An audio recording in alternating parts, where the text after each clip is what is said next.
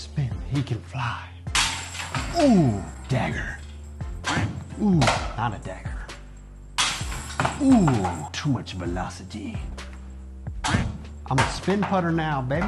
You better watch out, Chains, trying to knock you over on every single putt. It's gonna be a lot better when I get this dialed in.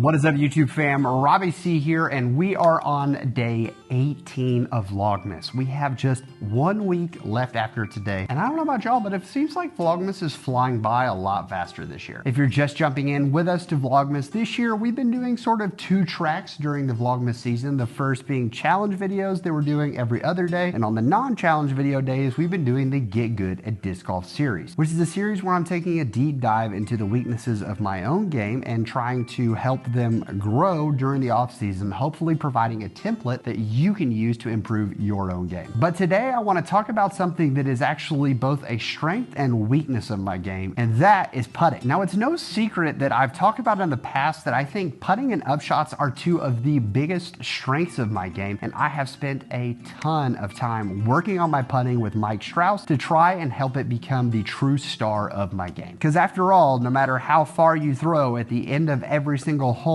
you usually have to putt anyway, so I thought about trying to start at the basket and work my way backward. But my putt is much more of a push putt style putt that I modeled after Calvin Heimberg. And while this putt is extremely efficient in making sure that I can hit the basket and hit where I want to land from super far away without having to add crazy jump putts or step putts to the mix, it does come with an apparent weakness, and that is that my putt requires a lot of airspace to get the putt there, which means if I find myself in a low ceiling setting on the green, then I am immediately in trouble and trying to close out the rest of the hole. And I don't know if you've noticed lately, but it seems like course designers really love putting baskets in the middle of trees, so that way there is a low ceiling on the way to the green. There are few things more frustrating for me than feeling like I threw a really great drive off the tee and landing within a range that I feel I can comfortably make the putt, but then looking at the situation I have in front of me with a low ceiling and realizing that there is basically no way for me to score efficiently from right there because of the style of my putt. One thing that we want to work on today is not just having the standard push putt that I've used in the past, but actually adding a spin putt to my game so that when I find myself in those low ceiling situations, I have the tools and still score after I've overcome my weakness of getting off the tee box. But here's the thing, I have spent a ton of time practicing and working on my push putt, but the spin putt is an entirely different story. And after all, if it was the man Mike Strauss himself who taught me pretty much everything I know about push putting, I figured why not reach out to the master himself and see if he could give me a few quick tips on what I can do to even just start working on a spin putt. And while I could paraphrase a lot of what Mike said, I thought it would be best to kind of show you some clips from the video he sent me to get us started. So I'm going to turn it over to Mike for him to talk about a few myths and issues he sees people have in spin putting before they even get to the grip. Today we're focusing on the spin putt, and for me there's a very clear line of demarcation between the spin putt and any other type of putt,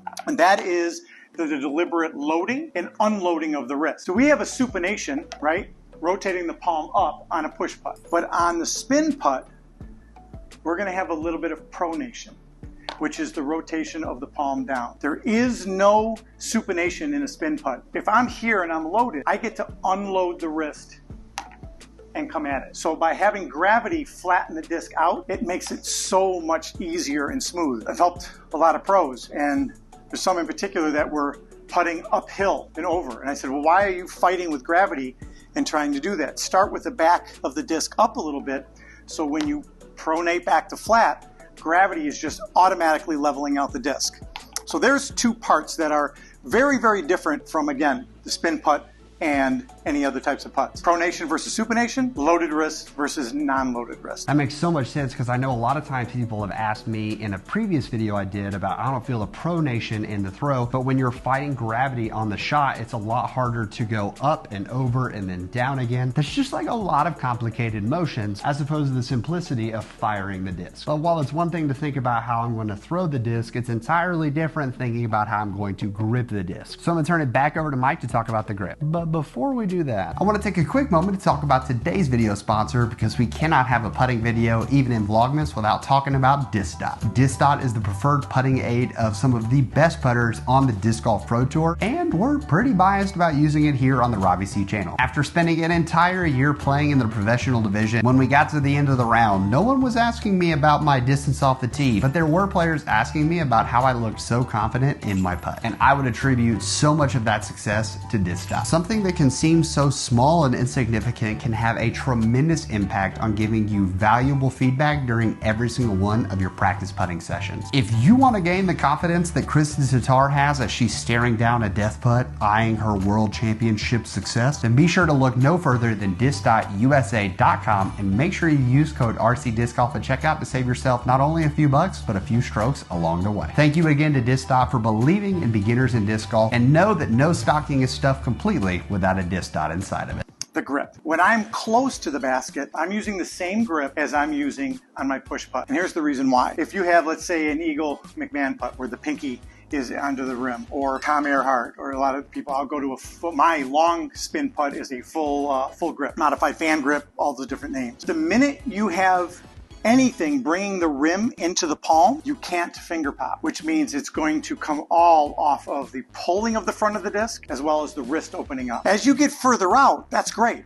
So what do you do when you're 12, 15 feet away? By not having your pinky or any of the fingers on the rim, and you allow this finger pop, the reason you want that is when you do a spin putt closer, you don't want your brain to say, this is way too powerful of a putt, because of all three putts, it definitely is the most powerful. If you start slowing down, if you start decelerating, you're gonna get into trouble. This is a built-in governor, right? This is a built-in restrictor. You can't hold the disc as hard as when you've got a hold on the rim and pulling through. Okay, so there's that, the grip. The further I move back, the further I start, my index finger comes onto the front and grabs the front of the rim, and these fingers start gravitating towards the rim. It goes from here to here. That power piece makes a lot of sense because I have several friends who are spin putters, and I feel like from a short range can't really dial it in, and I get extremely nervous for them when it comes to hitting those very short range putts. So simply thinking about moving to more of that finger pop, finger extension motion rather than having the fingers curled all the way under the disc. But even from a short range, I still feel like I have a lot of wobble on the disc, and I think it's because I'm relying too much on the flick of the wrist or the hand, and I'm not using the rest of my body to my advantage. And Mike has some really cool ideas and actually talks about a position that I thought was super helpful, especially as I started thinking about a longer range spin putt. What kind of position do I get in? In my push putt, I'm sitting at a hyzer, my wrist is flat, and I supinate up. Or spin putt, different. I am loading, and I'm almost in a baby anhyzer. Now, I do not start with my wrist broken out here. There's way too much tension in the arm. My arm can be bent, my wrist can be flush and flat, but as I bring it back, I get into this position. And an easy way to figure that out, is know what that feels like, is take a football, right? You can hold the football out in front, but if I'm going to run with it and I'm going to tuck it, that's the same position right there as that. That's the feeling. You notice it automatically puts me in my spine tilt. If I was running with the football, I wouldn't be running upright. I would be here, or I'm getting ready to tackle, I would be in this position. This position gives me my spine tilt, and why that's beneficial is it gives me a backswing. I'm in that same position if I was holding the football. This V creates a backswing. It gives me room to come forward. I don't need to stand up tall and set into it. Everybody quiet. Wrist here, get into that position. Here's a key tip in the spin putt. Your wrist cannot be moving at the same speed as your arm. If you're gonna unload the wrist and try to time it to be open at the end of the stroke, you're in trouble.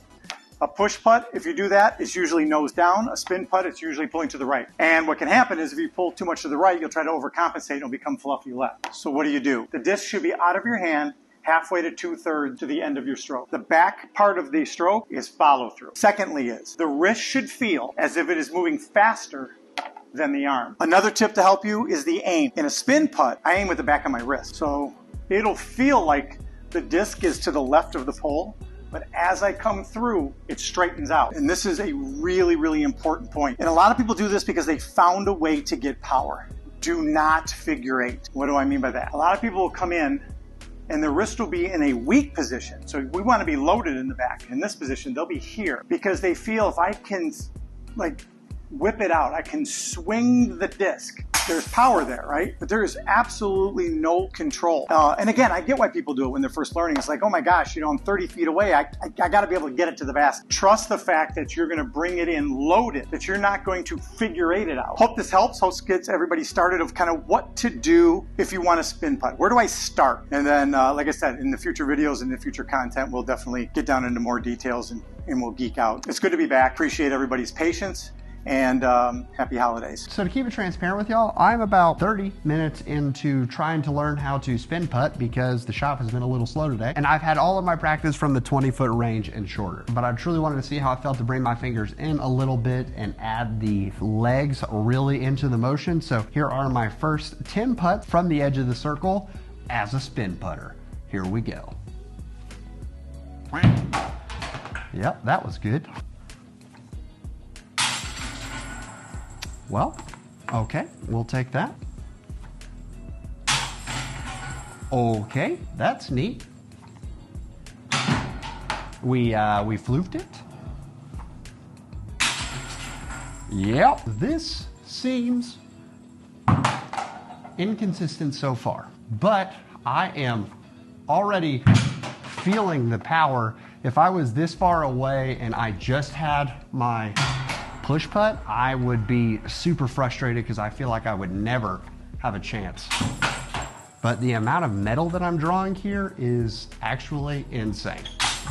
Looks like we hit 3 out of 10 on our first ever attempt at being this far away from the basket 30 minutes in. But regardless of how good the teaching is, this is a brand new skill that my body's gonna have to get used to. And like any other refined skill that I have in the game of disc golf, I'm gonna have to spend a lot of time putting in some reps and practicing. But honestly, even at 3 out of 10, I already feel like I've added a skill to my toolbox of putting that would give me an advantage if I find myself in a low ceiling situation out on the course. So I think that's gonna wrap it up for today's video. Just a quick insight into the world of spin putting. And if you were like me and find yourself almost walking into murky or dark water, not knowing what to expect, I hope this has been an enlightening experience. I know I personally am already gaining some confidence in just a short putting session of trying to work on this putt. So thank you to Mike. I am so glad to have you back, sir. I think the disc golf world is truly better for you sharing your knowledge. As for the rest of us, I hope you have an amazing rest of the day and that you can make it fantastic for someone else too. As always, thanks for watching. But for now, I'm gonna leave you with the birdie.